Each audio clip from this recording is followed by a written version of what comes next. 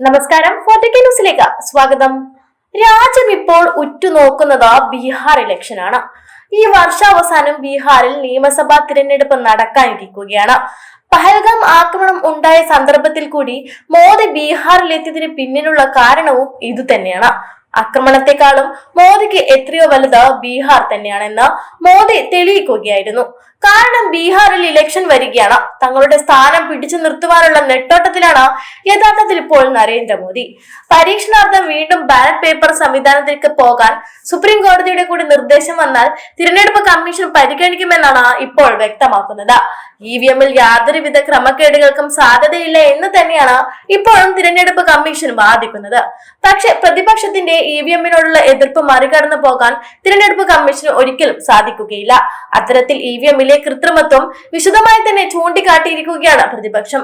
ഇന്ത്യയിൽ വ്യക്തവും നീതിയുക്തവുമായുള്ള തിരഞ്ഞെടുപ്പ് നടക്കണമെങ്കിൽ ഇവിഎം നിഷേധിച്ചേ മതിയാവുകയുള്ളൂ എന്ന് തന്നെയാണ് പ്രതിപക്ഷം ആനടിക്കുന്നത്. ഇന്ത്യയിൽ ഇവിഎം സംവിധാനം ഉള്ളത് കൊണ്ട് തന്നെയാണ് പലയിടങ്ങളിലും ബിജെപി അധികാരത്തിലെത്തിയത്. അത് ഏറ്റവും വലിയ ഉദാഹരണം തന്നെയാണ് മഹാരാഷ്ട്രയിലെയും ഹരിയാനയിലെയും വിജയം.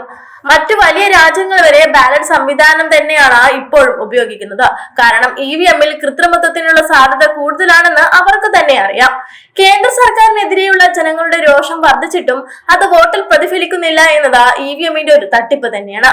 വലിയ രീതിയിലുള്ള പ്രതിഷേധങ്ങളാണ് ഇവിഎമ്മിനെതിരെ പ്രതിപക്ഷം നടത്തി വരുന്നത്.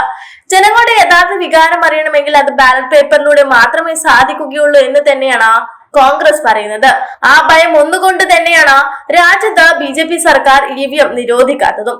ഹരിയാനയിലും മഹാരാഷ്ട്രയിലും നടത്തിയ കള്ളക്കളികൾ ബീഹാറിലും ആവർത്തിക്കാതിരിക്കാൻ ഈ ഒരു വഴി മാത്രമേ ഉള്ളൂ എന്നാണ് ബീഹാറിലെ പ്രധാന കക്ഷികളായിട്ടുള്ള ആർജെഡിയും കോൺഗ്രസും വ്യക്തമാക്കുന്നത്.